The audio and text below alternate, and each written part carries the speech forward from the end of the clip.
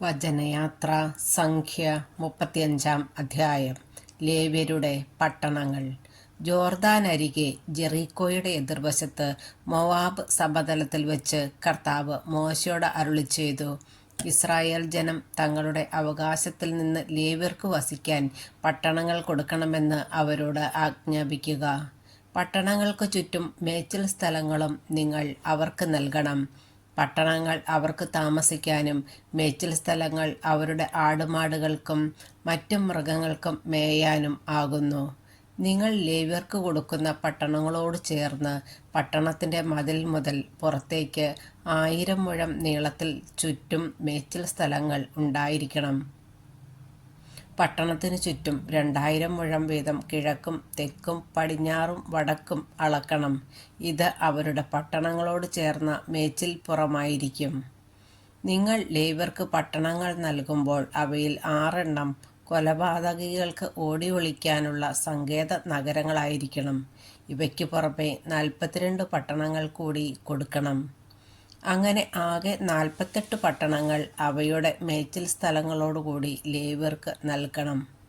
Israel ഗോത്രങ്ങളുടെ അവകാശമായ പട്ടണങ്ങളാണ് അവർക്ക് കൊടുക്കേണ്ടത്.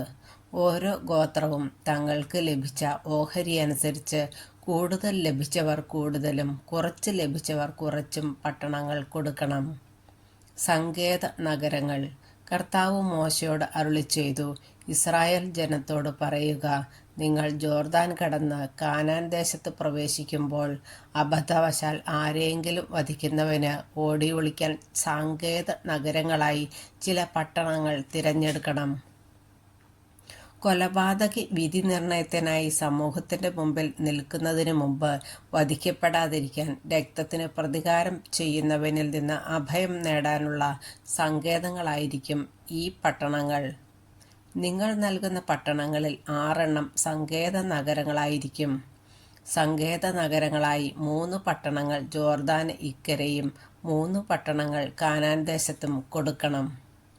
Israel ജനത്തിലോ അവരുടെ ഇടയിലുള്ള വിദേശികളിലോ തൽക്കാല താമസക്കാരിലോ പെട്ട ആരെങ്കിലും മനഃപൂർവ്വമല്ലാതെ ആരെയെങ്കിലും വധിച്ചാൽ അവന് ഓടി ഒളിക്കാനുള്ള സങ്കേതമായിരിക്കും ഈ 6 പട്ടണങ്ങൾ.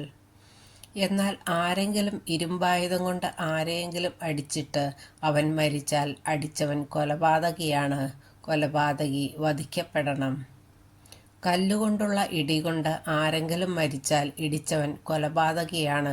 കൊലപാതകി വധിക്കപ്പെടണം. മരം കൊണ്ടുള്ള ആയുധത്താൽ അടികൊണ്ട് ആരെങ്കിലും മരിച്ചാൽ അടിച്ചവൻ കൊലപാതകിയാണ്. കൊലപാതകി വധിക്കപ്പെടണം. പ്രതികാരം ചെയ്യാൻ ചുമതലയുള്ള ബന്ധു തന്നെ ഘാതകനെ വധിക്കണം. കണ്ടുമുട്ടുമ്പോൾ അവനെ കൊല്ലണം.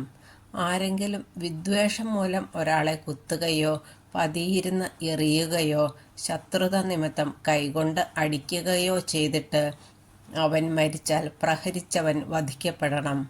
അവൻ കൊലപാതകിയാണ്. പ്രതികാരം ചെയ്യാൻ ചുമതലപ്പെട്ടവൻ കൊലപാതകിയെ കണ്ടുമുട്ടുമ്പോൾ അവനെ വധിക്കണം.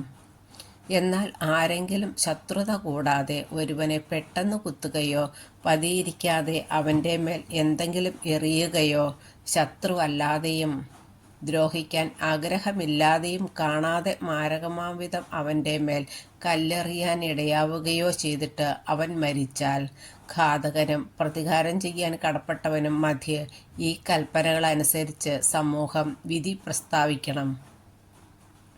സമൂഹം ഒരു കൊലപാതകിയെ പ്രതികാരം ചെയ്യാൻ കടപ്പെട്ടവൻ്റെ കൈകളിൽ നിന്ന് രക്ഷിച്ച് അവൻ അഭയം തേടിയിരുന്ന സങ്കേത നഗരത്തിലേക്ക് തിരിച്ചയക്കണം.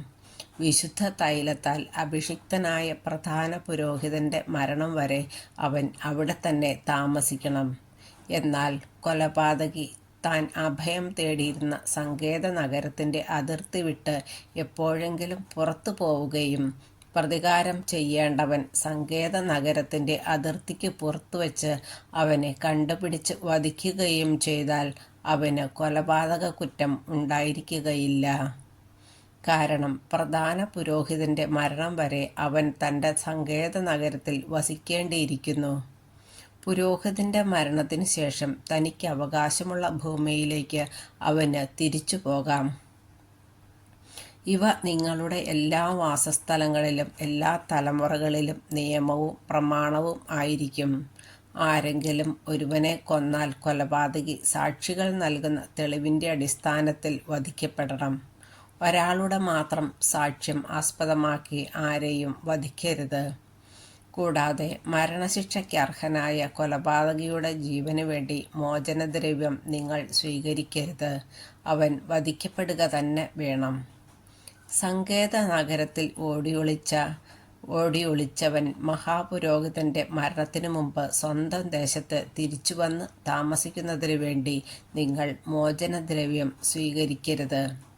നിങ്ങൾ അധിവസിക്കുന്ന ദേശം അങ്ങനെ അശുദ്ധമാക്കരുത്. എന്തെന്നാൽ രക്തം ദേശത്തെ അശുദ്ധമാക്കുന്നു. രക്തം ചൊരിഞ്ഞവൻ്റെ രക്തമല്ലാതെ ദേശത്ത് ചൊരിയപ്പെട്ട രക്തത്തിന് പ്രായശ്ചിത്തം സാധ്യമല്ല. കർത്താവായ ഞാൻ ഇസ്രായേൽ ജനത്തിൻ്റെ മധ്യേ വസിക്കുന്നതുകൊണ്ട് നിങ്ങൾ പാർക്കുന്ന ഭൂമി നിങ്ങൾ അശുദ്ധമാക്കരുത്.